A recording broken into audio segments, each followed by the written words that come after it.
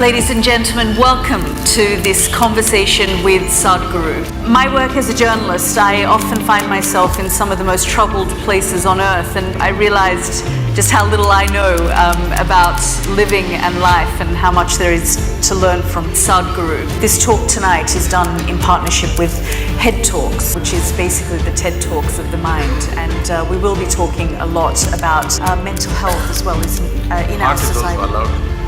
Heart is also allowed. Heart is also allowed, great. We'll talk a little from the heart as well as the head.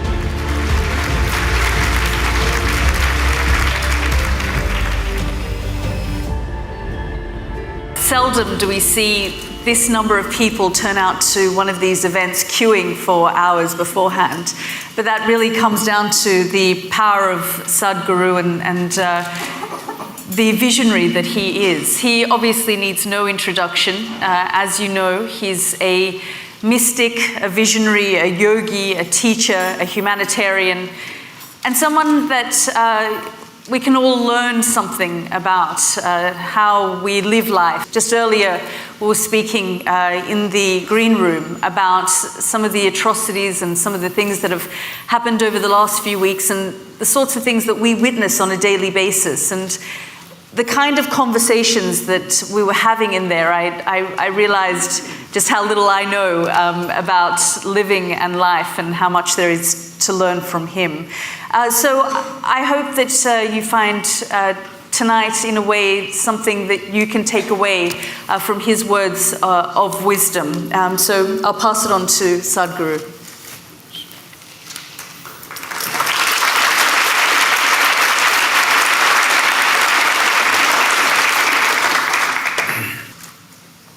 Jananam sukadham maranam karunam milanam maduram smaranam karunam Kalavashadiha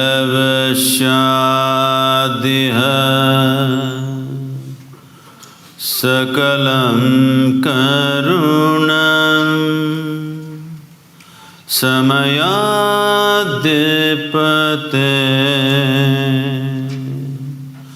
Akilam Karunam. Good evening everyone. Sadhguru, can you tell us a little bit about that chant and what it means? Well, I'm just not going by the word meaning, but the overall meaning would be, birth is a certain pleasure and joy, but death is compassion. When you have lived enough, the relief of death is fantastic. The worst thing that could happen to you is that suppose you have to live forever.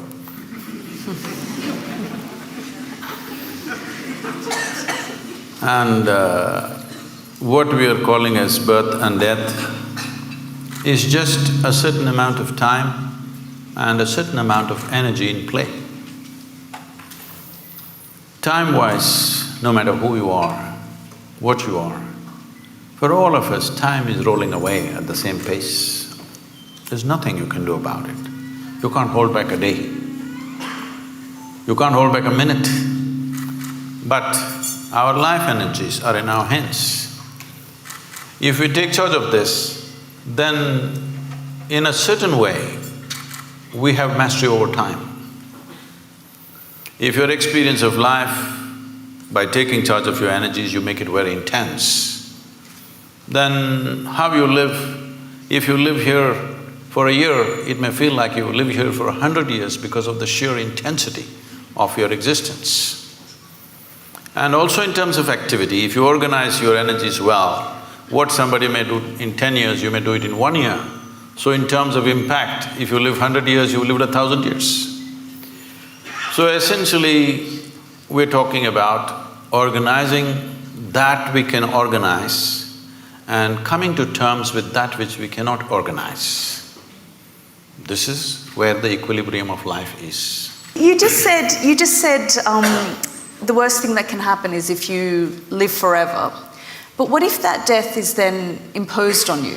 So I go back to what happened on Easter Sunday in Sri Lanka and the attacks on various churches across Colombo, where 310 people were killed. I mean, what goes through your mind when you see this, I mean, some would say level of evil inflicted on man by man? Oh, we must understand, evil has always been inflicted only by one man upon another man, never by some other forces. It never happened like that. No hand jumped out of the sky and did any evil to anybody ever in the history of humanity. It's always one person doing something horrible to another person. This could be done for economic reasons, this could be done because of egoistic reasons, this could be done because of wealth, property, so many things. But if we have a fight for something, let's say we are fighting for this flower vase, you and me. At some point if we fight enough, either some wisdom will arise in you or me and say, okay, you keep it, but I don't want this nonsense going on forever. It'll come somewhere. But when people believe that they're fighting for their gods, there is no compromise. This is what we need to understand. You cannot compromise when you're fighting for your god. If it's property, I'll give it away. But I'm fighting for something about which there is no question of compromise. So we need to understand this. It's not when events happen like this, terrible events like this happen, everybody for a few days they will feel all this and then they'll go about their normal business. We must understand the moment you believe something and I believe something else, it's just a question of time when we are going to kill each other. Maybe we will, or maybe our children will, or maybe their children will, but it's bound to happen. When you believe something, when you believe means just this, what you do not know you assume and you concretize this assumption in your minds and you gather numbers. If these 1,000 people here all believe one thing, and when we step out on the street, if they all believe something else, inevitably there's going to be a clash. It's just a question of time. How do we deal with this though? So, you have set up the menu, but you're surprised when it gets served on your table. Why are you surprised? It is bound to happen. It's bound to happen. All this talk about just adjusting and, creating little bit of peace here and there is not a solution. One fundamental thing that we should do in the next 25 years, if we are really concerned about the future of the world, because the day of the sword is over. Now it is a day of a deadly button which can do things that you can't imagine ever. Those kind of things it can do. Well, these deadly buttons are being spoken about on a regular basis these days in various places. So when this kind of capability is there, it's important in the next 25 years, we have to establish in the world, your religion is your personal pursuit, do whatever the hell you want. But it cannot be a national or global agenda. This must be set 100%. If we don't do this, we are not looking at just a few churches exploding or somebody shooting in the mosque or something else. You could have nations exploding into bits. A large part of humanity can go into bits because that's the kind of empowerment we have in terms of technology.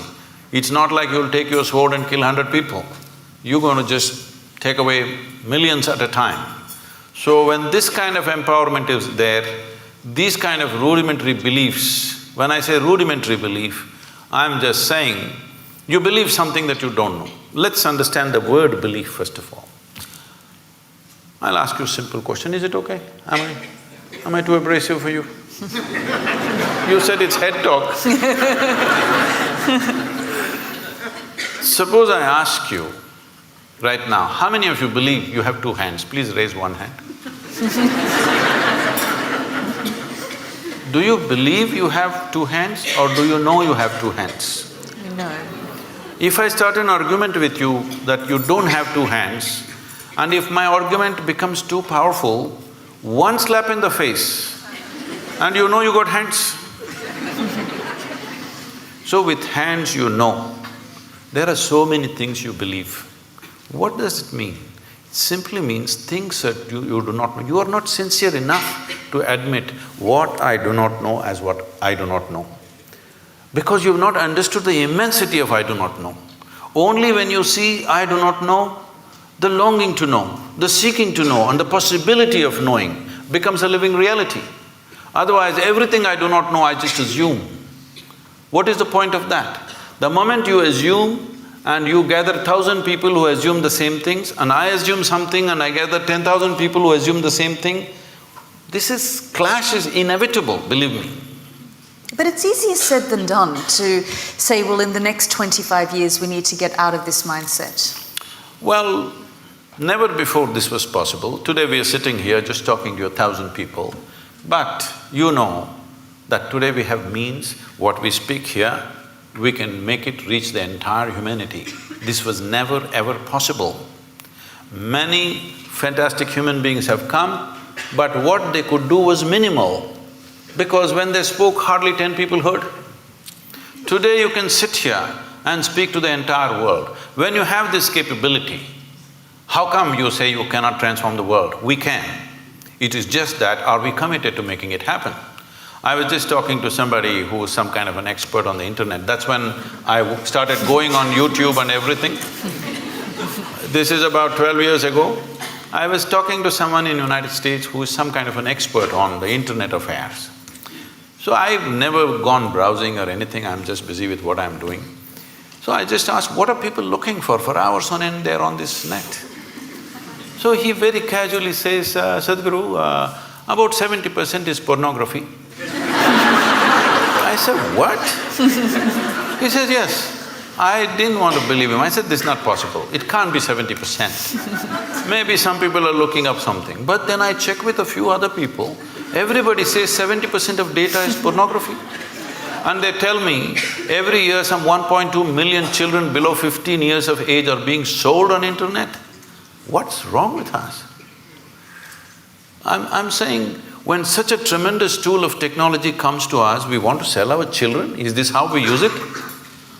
We want to change this. That's why I'm loud in the last 10 years, out on the internet. Do you think, though, that technology is a good thing or a bad thing?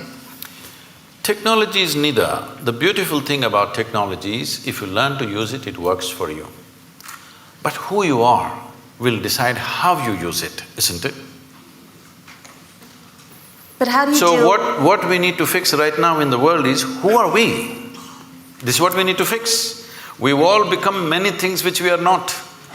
Essentially, we are born as life on this planet. Rest of the things are taught to us, isn't it? Stop teaching all this stuff which makes us something other than human beings.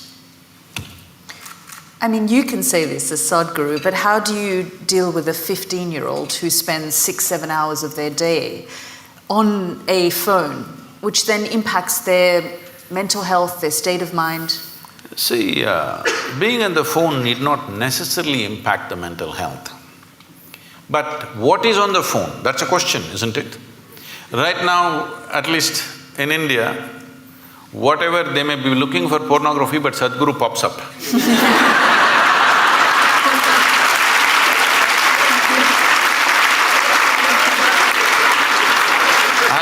I'm telling you, I'm saying this with a certain glee, because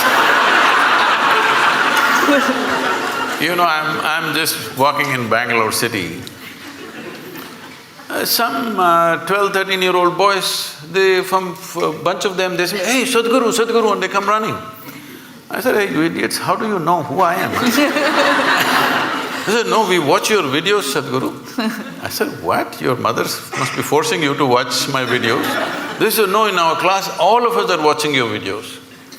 I really inquired, and I find in every school that I go to, at least 20 to 30% of the children are watching our videos. I'm telling you, when I was 15, nobody could ever get me to watch a goddamn spiritual video. All right? No way.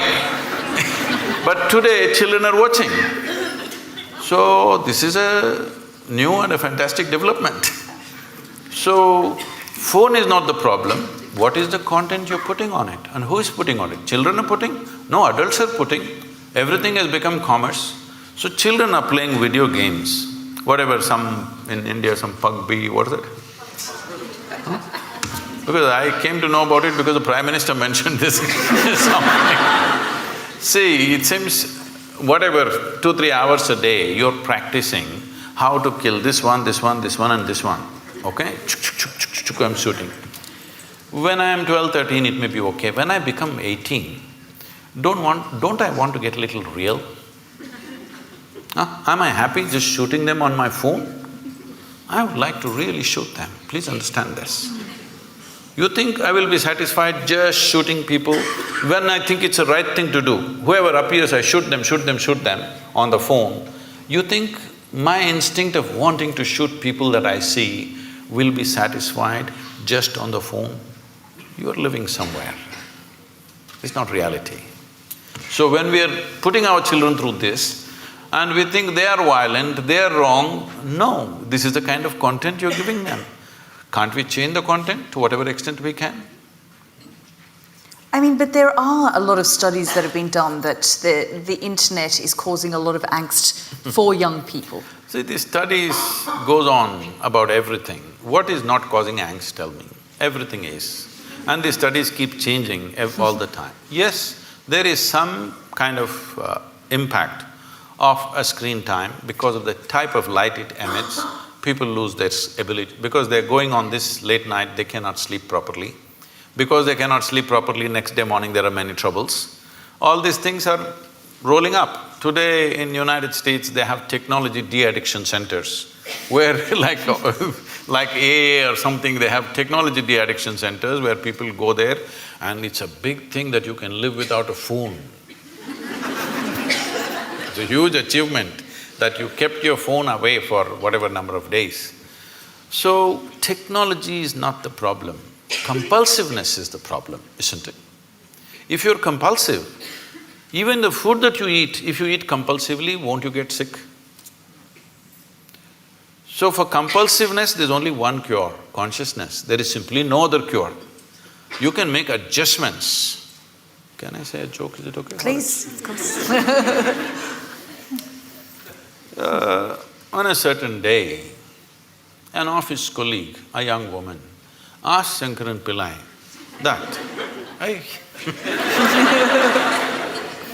that if she could get a lift in his car. So, he took her in the car and he was driving. When it got a little lonely part of the road, he pulled the car aside and he suddenly became like an octopus. That is, his limbs were all over her. She pushed him away and said, "You fool, what are you trying to do? I thought you were a decent fellow and I came with you." He said, "I'm sorry, I quit smoking."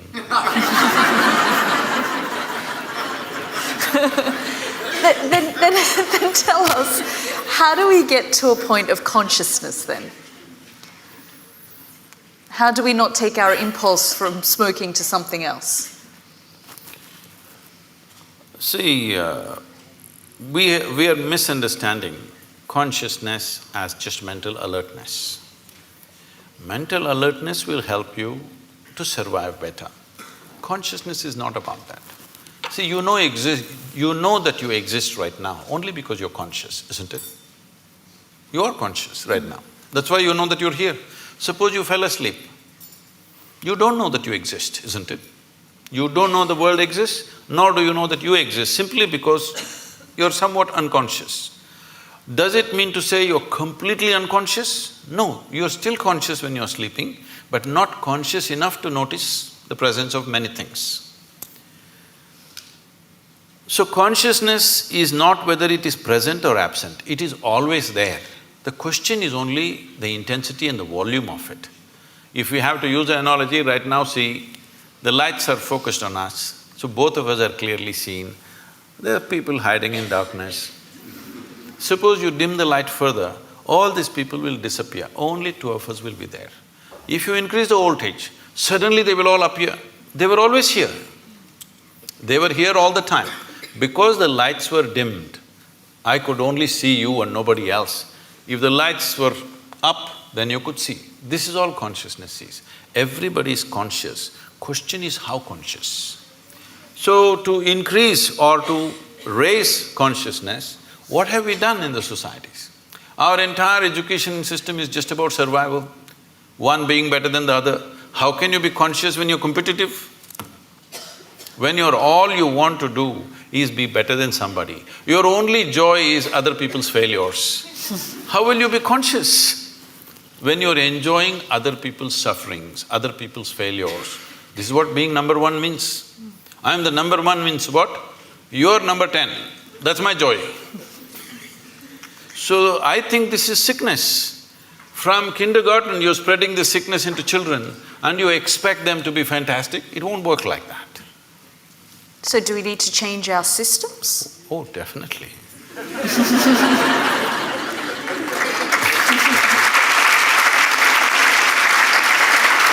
See, right now, it is anyway going to change in the next 5 to 10 years, not because people are going to become conscious, simply because of artificial intelligence. For a long time, I always wondered, even when I went to the school, an idiotic person who's read a book a few years ahead of me suddenly is acting like they're something superior. Just you read a book few years ahead of me, and how come you're so superior? I don't understand this. If you're a scholar, you read a few books. If you're a religious person, you read just one book and somehow you're superior. How come just by reading one book ahead of me, you become a superior life? All this is going to be demolished in the next 5, 10 years' time. My phone will be able to do 10 PhDs a day. It has enough memory to do that. So all scholars, religious people, people who just keep on vomiting their stuff that they've read elsewhere, this will be nothing. This will be nothing. So, see, there was a time, I remember this very well, in Mumbai port, when the first gantry was installed to load and unload the ships, about 35, 40 years ago maybe, all the labor protested, they went on strikes. Then I was in I'm interested in this thing, so I was visiting some ports recently. I was inquiring what was the size of the vessels then, what is the size of the vessel now, how much time does it take to load, unload. At that time, the biggest vessels were about 30,000 tons or 35,000 tons, in that range. Today, most of the vessels are over 100,000 tons, some of them are 250,000 tons. But at that time, they were taking 26 to 28 days to unload one ship. Today, they unload a ship in less than 24 hours and they're unloading 12, 15 ships at the same time. That is, in one day, 12, 15 ships are unloaded. Why? Because from man's muscle, we move to machine. Right now, all the professors, scholars, all of them are crying, what will happen to our jobs? It's the same situation. What you could do with your intellect, a machine is coming which can do better. My first brush with artificial intelligence, as I saw it, was when I was 13 years of age. Today's children, everybody is on the iPads and screens all the time. When I was 13, for the first time, I saw a flatbed calculator. So somebody brought it to school, I had never seen anything like that. They said multiplication, tuk, tuk, tuk, tuk, tuk, tuk, tuk, tuk, tuk. Just came.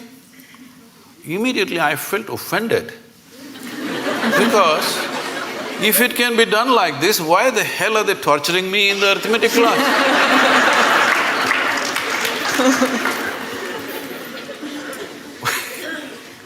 So then I imagined if there was a calculator for physics, chemistry, biology, everything, how wonderful. It took 50 years. Now it's coming.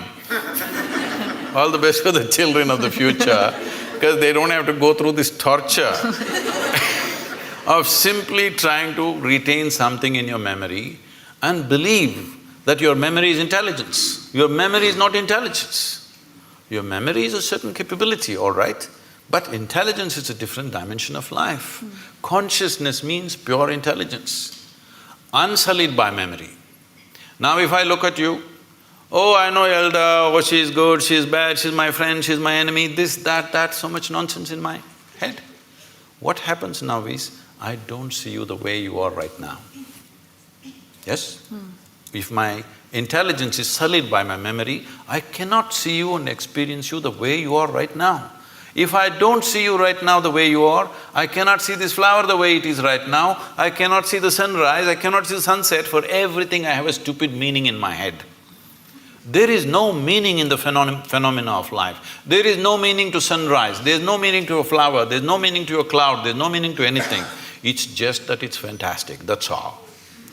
Meaning exists only in the psychological framework of the human being, and these meanings are simply because we are constantly dipping into our memory.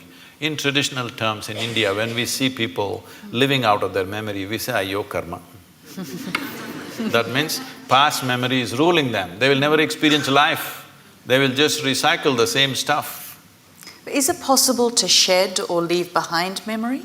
I'm sorry? Is it possible to shed or leave behind your memory? See, you don't Because have to it's shed part of your your memory. identity. No. If you shed your memory, you will again walk into the same pits that you walked in the past. Memory is not to be shed, it needs to be carried little loose, that it is not sticking to you all the time. See, your entire body right now is just memory. There is evolutionary memory, there is genetic memory, there is karmic memory, there is conscious, unconscious levels of memory, articulate and inarticulate levels of memory. In yoga we identify your existence as 8 dimensions of memory. This whole thing is memory, isn't it? See, you may not remember how 10 generations ago your great-grandmother looked like, but her nose is sitting on your face. Body remembers, isn't it? 100%. It doesn't matter where you go, what you do in your life, this body retains every bit of that memory, isn't it?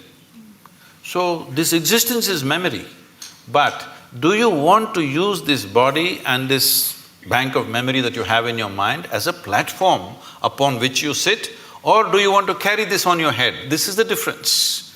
Being conscious means you sit on this platform. Being unconscious means you carry it on your head, the burden of it. You mentioned artificial intelligence. Are you worried about the future? No, this is the best time for me.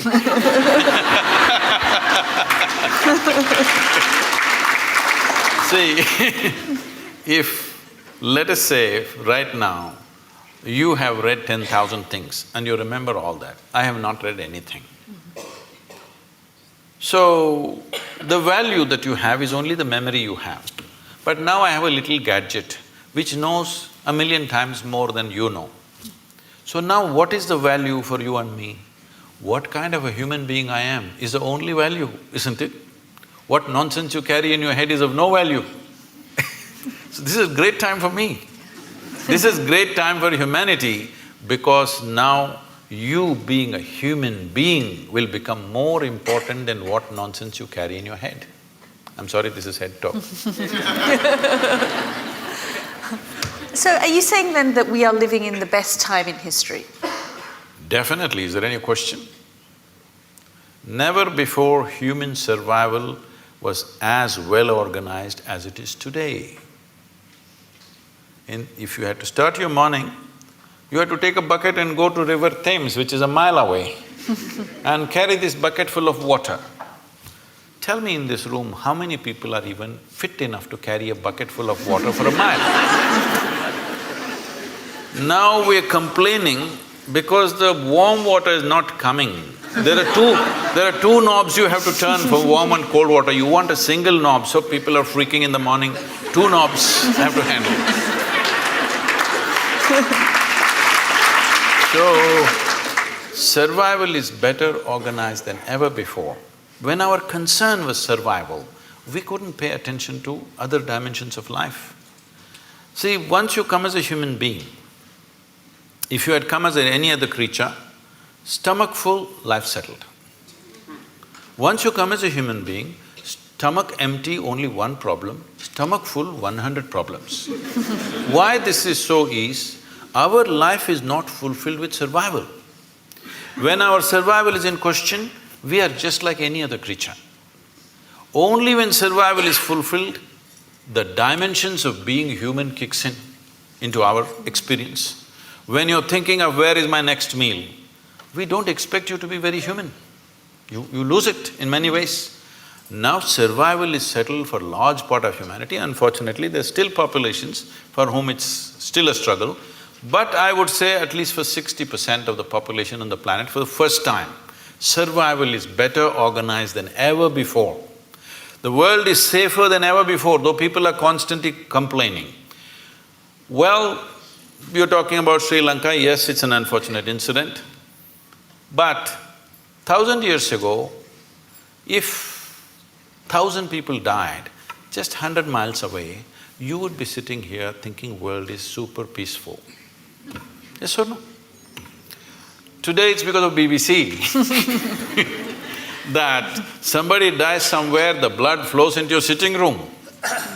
It's a good thing, at least your humanity is being evoked, otherwise it'll sleep. So I'm saying, in terms of violence, we are more peaceful than ever before. Our survival is organized better than ever before, and above all, our ability to communicate is better than ever before.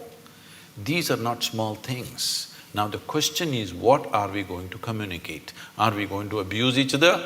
Are we going to throw dirty things at each other? Or are we going to do something that will transform us as a generation, because this is our time on the planet? Are we going to make this the greatest time in the world ever? Or are we going to let this pass? That's all we have on our hands. What else do we have? That's all we have. All we have is a little bit of time, isn't it? Hello? All we have is a little bit of time. But most people think they're immortal. That's why they don't do anything. Because they think only other people die. They don't understand you and me will die. When we are born, we are geared to die. So it's only a question of time. Time is ticking away right now. As you sit here, from the time we came and sat here, we're 20 minutes closer to our graves, all of us. Yes, if you're conscious, if you think about death once in a way, it'll become a morbid thought. But if you're conscious that you're mortal, you would organize your time in the most productive possible way, isn't it? Are you worried about global leadership though? I mean, you say we're living in the best time it's the best time for us in terms of survival and technology, but if we look at the global phenomenons at the moment, I mean, even if we look at what's happening in this country with Brexit and identity politics and people feeling like they need to belong to a certain type of thinking or group on either side of the spectrum, is that not dividing us more and more? See, I think this reaction is happening not just here, in many places across the world. I've been talking to media and others saying, don't push the pendulum too much on one side, it'll inevitably swing the other way around. So people have been pushing it too much on one side about politically being correct, saying the right word, not the right thing. The right word you must use. If I say mankind, women will react. I'm saying, is everybody so screwed up in their head, all the time they're discriminatory? I don't think so. Some people are, of course. But today it's become like this. You know, it was very natural for me, if you see a child, you want to pick up the child, you want to do something, you want to talk to them, you want to hug them, whatever, because it's like a fresh flower. But today, you don't know whether to touch the child or not. Because people are making such a big deal about it. I am not saying there are no issues, there are serious issues, this which needs to be addressed.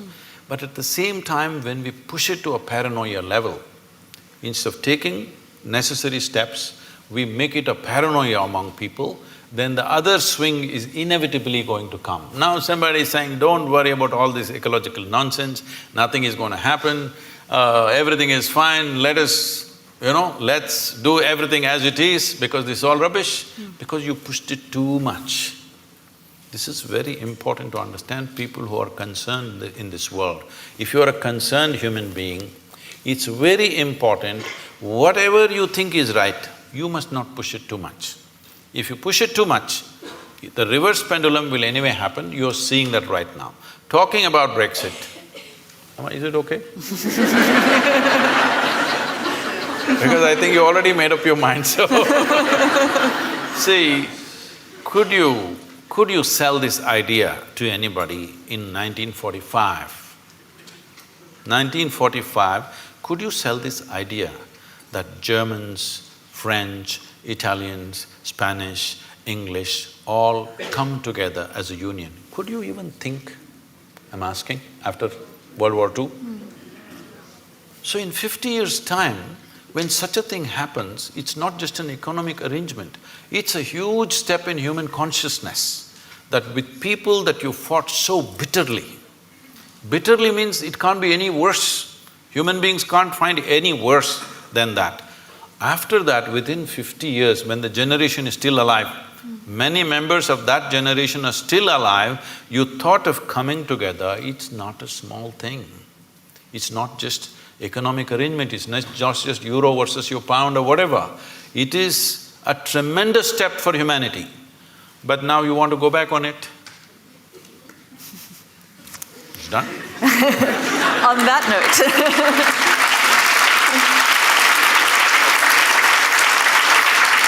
On that note, I just want to open up to the audience and give you a chance to ask some questions from Sadhguru. Just stand up, introduce yourself, and we'll start here on the front row. I'm Meenakshi and I work in technology, Sadhguru. So thrilled and privileged to be here, feeling blessed. Thank you. My question is that in Kali Yuga, is it possible to take the Advaitic meditative route to try and get in touch with your consciousness without a guru and the guru mantra? Or should one pursue Namasmaran and Bhakti Marg as the way one tries everything but is flapping in the wind? See, you're a technology person, and I'm asking all of you. Well, each one of you may have your own religious beliefs or whatever, but please look at it sincerely. Your belief is only to a point of convenience, isn't it so? Are you willing to believe to such an extent? You have children? Children? Yes. So, are you willing to leave the future of your children in God's hands and leave it, just do Nam Smaran and leave them on the street? Because, street is also in God's hands, right? Are you capable? No. Are you willing to leave your home, doors open, your wealth, everything open, because God is there anyway? No, you do everything that matters to you. You're keeping God as insurance. All right? So, when you're in this state of mind, don't talk about devotion, it won't work. Devotion is a fantastic thing. Devotion is another dimension of intelligence. But with the kind of education that you've gone through, and your intelligence has become very skewed just by exercising one aspect, that is the intellect. Right now, our education systems are exercising only one dimension of your intelligence, that is just the intellect. If I ask you a simple question, would you want your intellect to be sharp or blunt, all of you? Make a choice, I'm going to bless you. So you want it sharp. So essentially, it's a cutting instrument. So let us say you have one knife in your hand and you want to do all the activity of your life with the knife. Well, you can cut things well with a knife. But if you want to stitch your clothes, you use a knife. You will inevitably be in tatters, isn't it? That's all that's happening today. Because you're exercising just one dimension of your intelligence, which is the intellect, which is a discriminatory, sharp instrument which slices open, dissects things. Now, I want to know something physical, I want to dissect it. Now I want to know you, shall we dissect you? Is that the way to know you, I'm asking? If I dissect you, will I know anything about you? Is it possible, I'm asking? By embracing you, by including you, I may know something. By dissecting you, what will I know? What will work for a physical substance, you're trying to apply to your own life. It's not going to work like this. See, the more educated people are becoming, the more disturbed they're becoming. Education should have settled them, isn't it? Education should have enhanced life. But tell me, who is causing maximum damage on this planet? Educated people or uneducated people? Hello? Educated people, isn't it? Educated people should have been the solution. Educated people are the problem. Simply because we are using a knife for everything. If you want this thing, there was a time when I was crisscrossing India on my motorcycle. So one whole night I've been riding. I'm somewhere between Madhya Pradesh and Uttar Pradesh, I don't know which state, somewhere around there in the border. So early morning around 6:30, I end up at a tea shop. Full night I've been riding. Then, people who ride motorcycles, they will know one problem is always that every 500 kilometers those days, the chain will become slack. So you have to take off a link and put it back, tighten the chain. This is a very easy job, but it's messy because of the grease and stuff, your hands will become messy. So I'm just about preparing for breakfast, I'm not willing to mess. Then I see on the opposite side a shack which says Mubarak Mechanical Works. Then I see a young boy there and I say, hey, can you tighten my chain? He said, yes, full enthusiasm. Then he goes inside and brings his tools. What he brings? He brings a chisel and a hammer. Then I say, what, you going to do with that? He said, yeah, I can do it. I said, wait. Then I walk into his garage and look, only what he has is chisel and hammer. He can fix it, but after that, that's the end of it. So right now, this is what you're trying to do. You're trying to fix everything with the sharpness of your intellect. You will become a mess. The more you do it, more mess you will become. Only satisfaction you have is, you know words and things that other people do not know, but you are a total mess. Yes, because the other dimensions of intelligence have not been opened up in this society, largely. Not everybody, but largely. There are no systems to open up other dimensions of intelligence. So when we say devotion, we're talking about a completely different dimension of intelligence.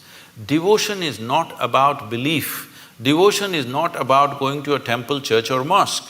Tell me, is there anybody in this world, either in sport, art, music, business, spirituality, whatever, has anybody done anything significant without being absolutely devoted to what they're doing? Has it happened? So devotion is another dimension of intelligence. If you exercise that, life will be very beautiful. But it does not mean that you can simply believe that devotion has become deception because it's a deal.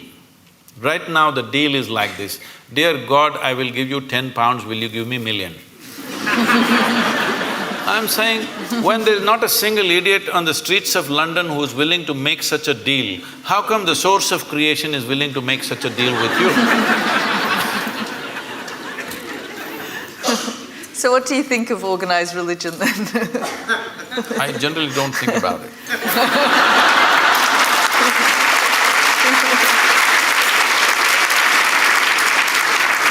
It is not that it has no use.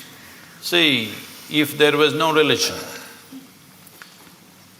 a lot more people would have lost their mental balance. It is a very inexpensive way of psychiatry. No, I'm saying, see, I want you to understand, the line between sanity and insanity is so thin. Don't think there are insane people and sane people. Every one of you are crossing the line here and there. Some people are not able to come back, that's all the difference is. Yes or no? Well, aren't you saying with somebody, I'm mad at you? So you are not mad at anybody, you're just mad, that's all. You are able to go mad for some time and come back, so you think you're normal. Somebody went there and could not come back, it became a terrible problem, all right?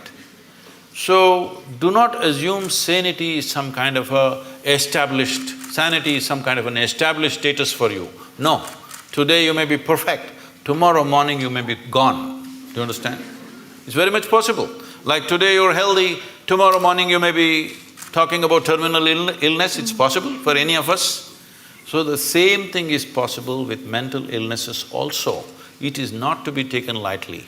But I'm talking about not exercising different dimensions of intelligence in a human being. Making an education system which is all like a factory extruder, everybody has to come of the same shape and form.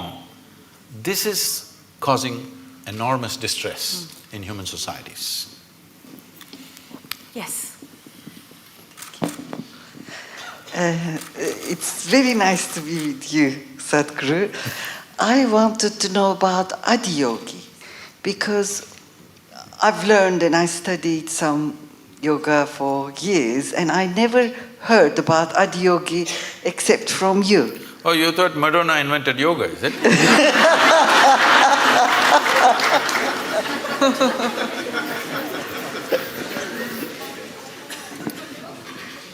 The word Adiyogi means the first yogi. We don't know the exact time, but it's somewhere over 15,000 years ago. That much we know because of certain relics we have found and certain things that have been said, certain astronomical phases that they've talked about. Based on this, we estimate it's over 15,000 years ago, we don't know the exact time. So the significance of Adiyogi is this: for the first time, for the human beings, he said, if you are willing to strive, you can cross all the limitations that nature has set up for you. Only thing is if you're willing to strive. And above all, the most important thing of this is, he's the first one. I don't want to take the credit away from the English people. Charles Darwin spoke about evolution about 150 years ago. You had a 200th birth anniversary recently. So, Adiyogi spoke of evolutionary process over 15,000 years ago. He spoke in a different language. When they asked how life happened, what is its beginning, what is its end, when his disciples asked him, he said, the first form of life was fish. Second form of life, he said, is a turtle, of amphibious life. That means life is moving out of water, finding its way on the land. You Indian people know about the 9 avatars.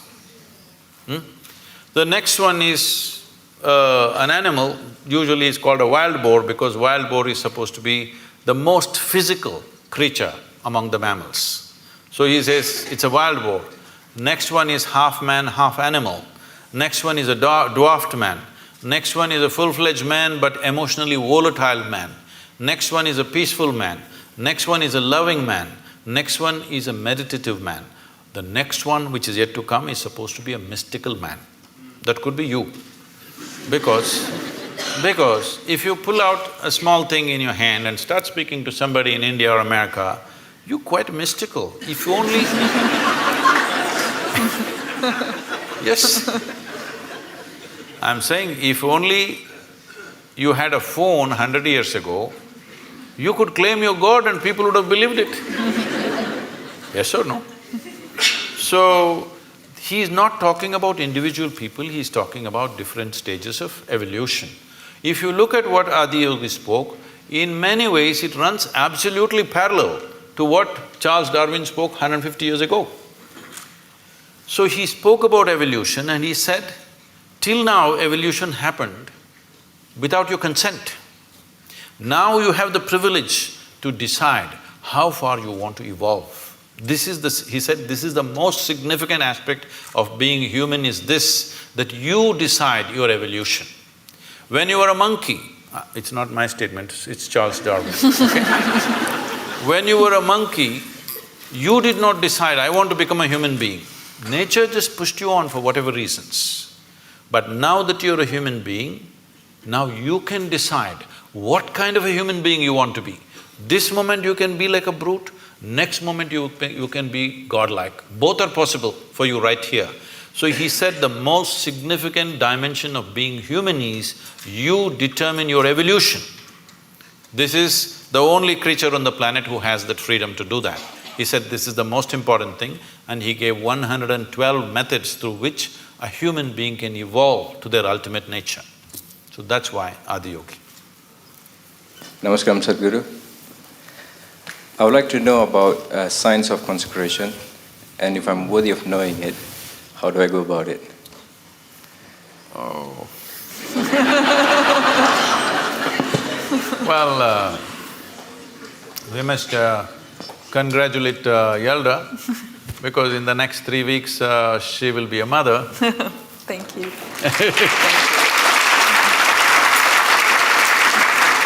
This is terrible gender discrimination because only women are ever allowed this privilege.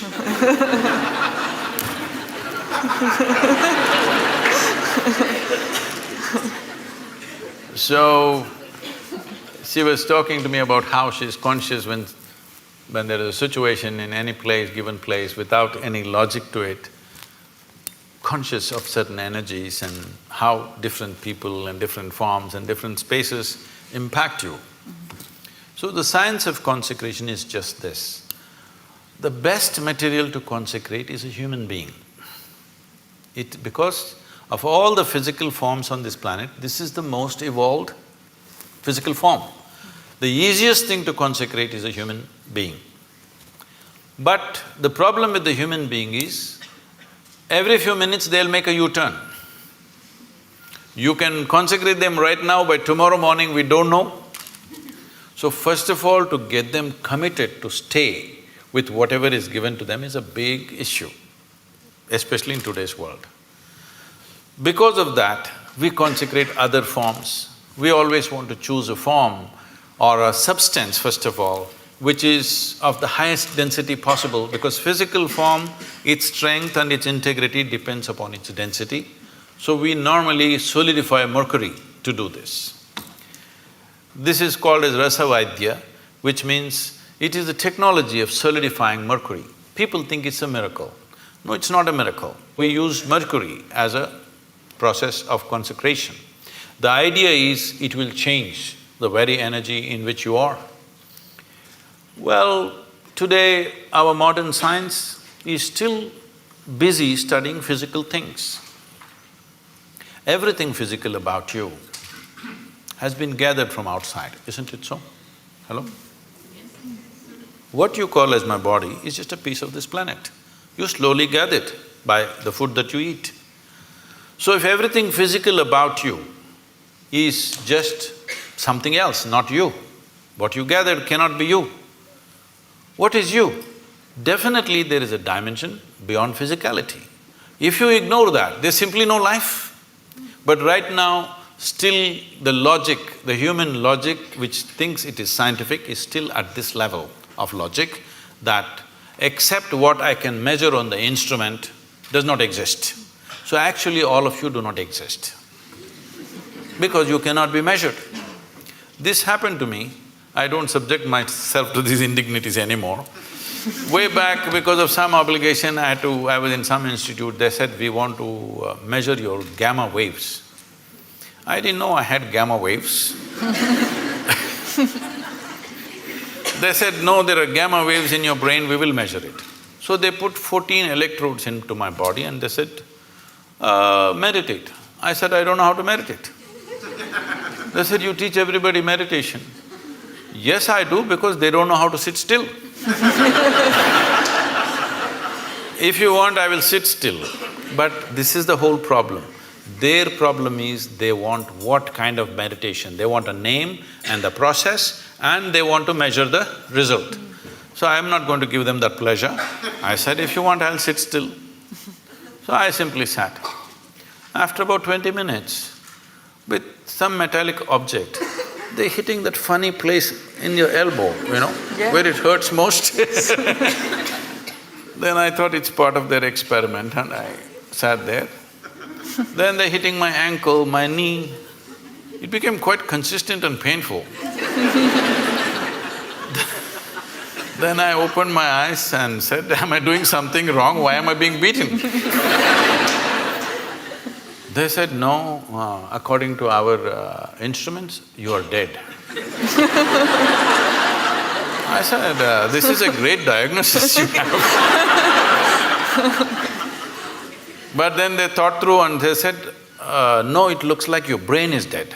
I said, I will stay with the first opinion. I am dead like this is okay with me. Brain dead if you give me a certificate. That's not going to be good. Why I am saying this is, the essential life that you are, you think you are going to measure it in some instrument? Only physical processes will measure, isn't it? And you know, everything physical about you is from outside, it's not yours. It's not yours, it's just a piece of the planet. So, you can't be measured, so you don't exist. What a great conclusion are you making? So what is consecration? Is a dimension of energy which is not physical in nature, but it's life, concentrated life, let's say. Consecration is a way of creating a very concentrated life process. If you walk in, it's like that. So, in certain cultures, particularly in India, every street we consecrated at one time. But people slowly misunderstood, thinking these are temples for worship, whatever, it all went into all kinds of things.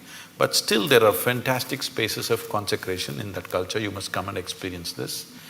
These days they're measuring some bio stuff and all, they're saying some fantastic things happening, I don't know what their meters are. But I know this, Yalda is saying she knows this, if you walk into a space, you know how alive or dead that space is. So is it measurable by something? No, only life knows life. When life meets life, it knows. When life meets death, it knows. Is there some instrument to measure this? No, because all your instruments can only measure physical processes. So consecration is the concentrated life process. No human being should live in unconsecrated spaces. If you care for humanity, especially children below 14 years of age, believe me, if you make sure they spend a certain amount of time in consecrated spaces, you will not have any of this nonsense about adolescence problems. See, right now, toddler… if you're an infant, diaper problems, toddler means he's running away problems, adolescent means some other problem, middle age means crisis, old age means horrible. When are you going to live, I'm asking? You're looking at life process as a problem. It's not a problem. You're making it a problem because you're trying to fit life into your intellect. No, your intellect fits into this life perfectly well. If you try to fit this life into this intellect, it's not going to work. So consecration is a dimension and a science and a technology with which you concentrate life in such a way, if you walk in, your whole energy system bursts forth. You will see we have created spaces like this. If people just walk in, sheer intensity, simply tears start flowing. They don't know why. Simply the intensity of the place, simply tears start coming. You must every day, your cheeks should be washed with tears of love, joy and ecstasy. If this doesn't happen, you're not living yet.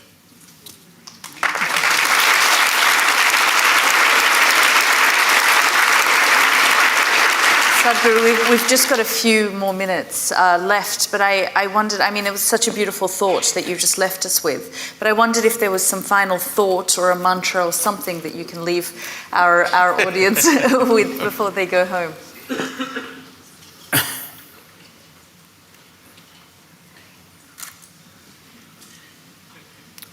See, this is what I would like to change.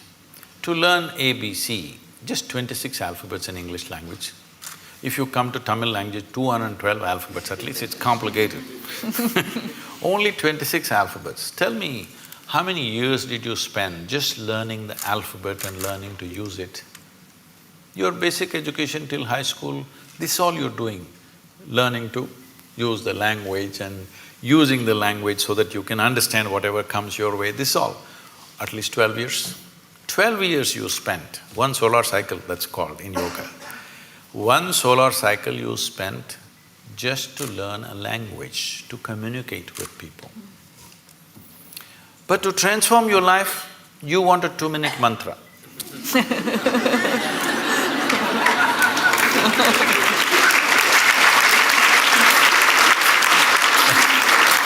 That is what she was trying to say, because certain people told you that if you just utter this so many syllables, everything will be transformed. I'm not saying it is not possible. It is possible because sound has that power to transform if you use the sound right. But what level of preparation are you is the question. If you throw such a small seed somewhere, it'll become a huge tree. But only if the soil is fertile, isn't it? If you have put it here on this platform, will it grow? So, What have we done to ourselves? What is the level of preparedness we have? This is the issue. All of you, I could just initiate you into a powerful meditation process just like that in 2 minutes, if only certain level of preparedness was there. But to do this, a few minutes of initiation, normally in our basic program we spend 30 to 32 hours of preparation because everybody has invested in all kinds of identities. People keep asking me, Sadhguru, what is the secret? How did you become like this? I told them, this is all I did. Never identified myself with anything. The moment your intelligence gets identified with something, you must understand this, the nature of the intellect is such, suppose you identify that you are a woman. Now your intellect keeps on doing rounds around that, protecting this gender all the time. Now you say, I'm English. Now it will go only around that, protecting that. Now you say, I'm a particular religion. Now it'll go only around that. Whatever is your identity, your intellect will serve only that. The moment you identify yourself with something, you have subjugated your intelligence to just self-defense and protection and survival. The intellect could have been a penetrating force to reveal life to you. Instead, you're using it to fight life, other life, because it's a defense mechanism. The moment I have an identity, I have to defend it, isn't it? Just to be here, without any sense of who the hell I am, you actually don't know who the hell you are. Hello? Assumed stuff, isn't it? Only because you dip into your memory. So if suppose Mr. Alzheimer visits you, suddenly you don't know who the hell you are. Even now you don't know. This is an assumption based on the accumulated memory. So if you just learn this one thing before you go to bed tonight, everything that you are not, keep it aside and go to bed, okay? Say right now this clothing, is this you? No. So you understand this, not me. It's not that physically you have to keep it aside. I'm saying, you know this is not me. Is this me? This is not me. Is this body me? This is accumulated, this can't be me, isn't it? It is said, if you live here for about 75 years, you approximately eat, depending upon your diet of course, you approximately eat between 12 to 1400 tons of food. Are you carrying it right now? Hello? Those of you who are middle-aged, are you carrying at least 600 tons? Where is it? What you thought was my body is coming and going all the time, isn't it? It's not even the same body. It's coming and going all the time. So this is not me, if you keep it aside. All the impressions that you have gathered, you also gathered from outside. Keep that aside. Everything that's not you, just keep it aside and go to bed and see if you can just be little conscious till that last moment till you fall asleep. Most people don't know when they fall asleep. Most people. When I say most, I'm being generous with percentages, 99. If you make a little effort, just a little effort, a few days, if you make an effort to stay conscious till you fall asleep, you will see you will wake up like a newborn baby every day. And it's important. Why I'm saying a newborn baby, where Yalda will have this experience in a wonderful way, you will see the baby. What do you think he's trying to do? He's drinking life. You become like that. Why? Because you're just living in the capsule of your memory. You think you already got it. If you got it, you must be dead, isn't it? So people are practicing death in installments. See, if you're really super alive, it's fantastic. If you're dead, it's good. But if I want to torture you, what will I do? I will not kill you. I will make you half alive. That's torture, isn't it? This is what is self-inflicted for most human beings right now. They're keeping themselves half alive and they're wondering why life is such a torture. I just asked a simple question about a year and a half ago when I was in London. I was speaking to a very prominent group of people. I asked, how many people in London city can sit in the evening peacefully, even without a glass of wine. They clearly said less than 1%.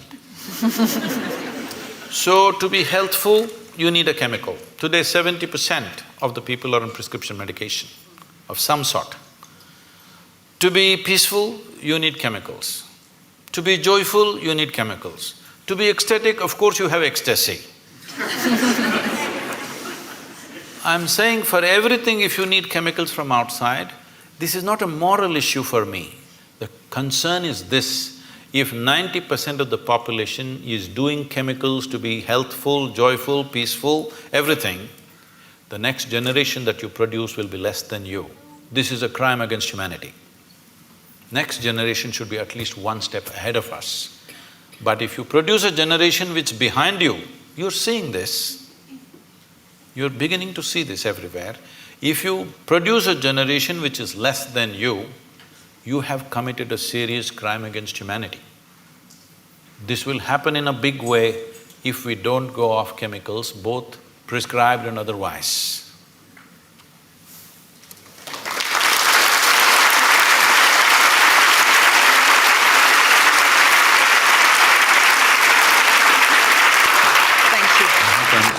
Thank you, ladies and gentlemen. Please thank Sadhguru.